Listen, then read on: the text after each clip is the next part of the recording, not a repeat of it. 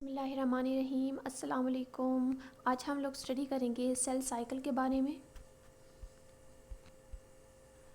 Lesson objective by the end of this session the learner will able to define cell cycle, identify the purpose of cell division, describe cell cycle.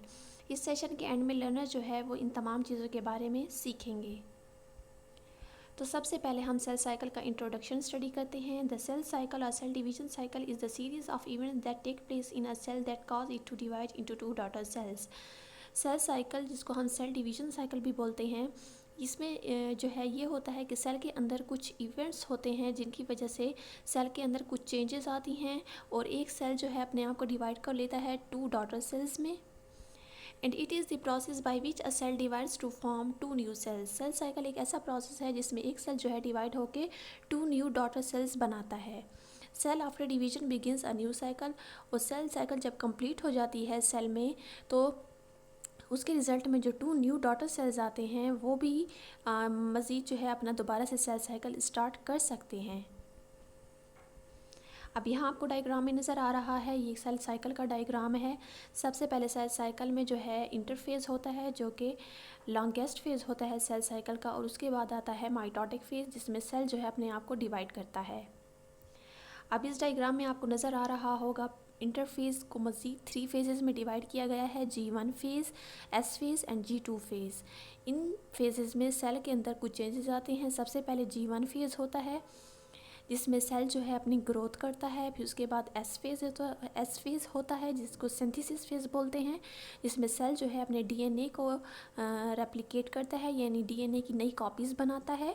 DNA जो है वो cell के nucleus के अंदर hereditary material होता है। उसके बाद G2 फेज़ आता है जिसको ग्रोथ 2 फेज़ बोलते हैं। इसके अंदर मज़ीद सेल अपने आप की ग्रोथ करता है और उन और स्ट्रक्चर की फॉर्मेशन करता है जो उसको मज़ीद डिवीज़न के लिए ज़रूरत होते हैं। उसके बाद माइटोटिक फेज़ आता है जिसमें सेल जो है वो डिवाइड हो जाता है टू न्यू सेल्स में, यानी कि टू न्यू डॉटर सेल्स बन जाते हैं। अब यहाँ पे हम लोग स्टडी करते हैं purpose of cell division. Cell divide for growth, development, repair of worn out tissues and reproduction.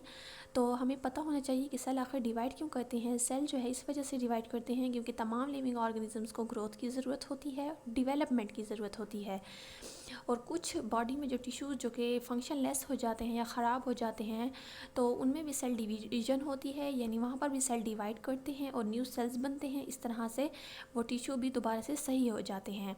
And reproduction के प्रोसेस में भी सेल डिवीजन बहुत इंपॉर्टेंट होती है to facilitate the exchange of material. इसके अलावा एक्सचेंज ऑफ मटेरियल को भी फैसिलिटेट करती है सेल डिवीजन, यानी कि कुछ ऐसे मटेरियल होते हैं जिनकी सेल को ज़रूरत होती है तो वो सेल के अंदर चले जाते हैं, और कुछ ऐसे मटेरियल होते हैं जिनकी ज़रूरत नहीं होती सेल को तो वो सेल से बाहर चले जाते हैं। इस तरह एक्सचेंज ऑफ मटेरियल्स को भी जो है सेल डिवीजन फैसिलिटेट करती है।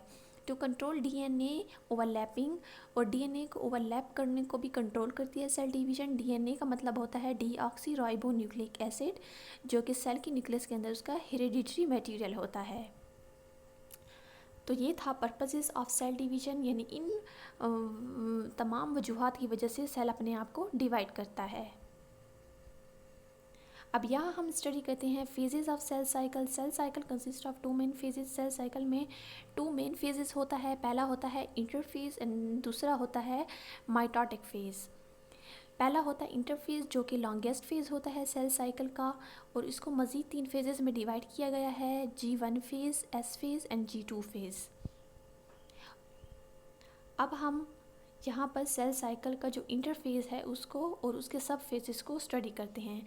Interphase is the period of growth and DNA replication. Interphase जो है वो इसको हम प्रेपरेटरी फेज़ भी बोलते हैं। इस फेज़ में जो है सेल अपने आप को तैयार करता है डिवाइड होने के लिए, और इसमें जो है सेल अपनी ग्रोथ भी करता है और डीएनए की रेप्लिकेशन भी करता है। इसको मज़ीद 3 फेजेस में डिवाइड किया गया है। G1 फेज़ जिसमें सेल इंक्रीज़ इन साइज़, जिसमें सेल की जो है साइज़ इंक्रीज़ होती है। उसके बाद होता है S फेज़ जिसको सिंथेसिस फेज़ बोलते हैं। इसमें डीएनए की रेप्लिकेशन होती है, यानी डीएनए जो है अपनी नई कॉपीज़ बनाता है। And 2 sister strands of DNA called sister chromatids और प्रोटीन। एंड एस फेज़ में जो है 2 सिस्टर स्ट्रैंड जो होते हैं डीएनए के, जिसको हम सिस्टर क्रोमैटिड्स बोलते हैं, वो भी बनते हैं। उसके बाद आता है एस फेज़ के बाद आता है G2 फेज़, जिसको ग्रोथ 2 फेज़ भी बोलते हैं। इसमें ऑर्गेनेल्स जो हैं वो डबल हो जाती हैं और न्यू साइटोप्लाज्म फॉर्म, इसमें नया साइटोप्लाज्म भी बनता है। साइटोप्लाज्म जो है वो सेल के अंदर जेली लाइक स्ट्रक्चर होता है और इस साइटोप्लाज्म के अंदर ही सेल की ऑर्गेनेल्स प्रेजेंट होती हैं। And all other structure needed for mitosis form, और G2 फेजेस में उन तमाम स्ट्रक्चर्स की और ऑर्गेनेल्स की फॉर्मेशन होती है जिनकी ज़रूरत होती है मज़ीद सेल को डिवाइड होने के लिए।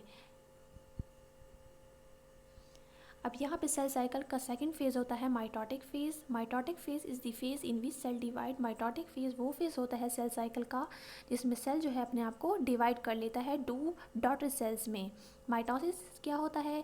Mitosis is the division of single cell into 2 genetically identical daughter cell. Mitosis जो है ये एक सेल डिवीजन की टाइप है जिसमें सेल जो है अपने आप को डिवाइड करता है 2 डॉटर सेल्स में, और 2 जो सेल्स आते हैं नए बनते हैं वो जेनेटिकली आइडेंटिकल होते हैं, यानी उनमें जो है नंबर ऑफ क्रोमोसोम और DNA सब कुछ जो है वो सिमिलर होता है, एक जैसा होता है।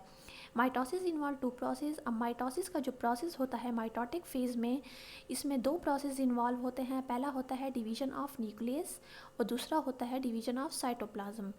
पहला होता है डिवीजन ऑफ न्यूक्लियस, जिसमें सबसे पहले सेल का न्यूक्लियस डिवाइड करता है और एक न्यूक्लियस से 2 न्यूक्लियस बनते हैं। और फिर उसके बाद होता है division of cytoplasm. Division of cytoplasm को साइटोकाइनेसिस भी बोलते हैं, जिसमें सेल का साइटोप्लाज्म जो है वो डिवाइड होकर 2 साइटोप्लाज्म बनते हैं। अब जब ये प्रोसेस कंप्लीट हो जाते हैं तो फाइनली सेल जो है 2 न्यू डॉटर सेल्स में डिवाइड हो जाता है। अब 2 न्यू डॉटर सेल्स जो बनते हैं वो बिल्कुल सिमिलर होते हैं पेरेंट सेल की तरह। Thank you very much. I hope आपने कुछ सीखा होगा। अल्लाह हाफिज़।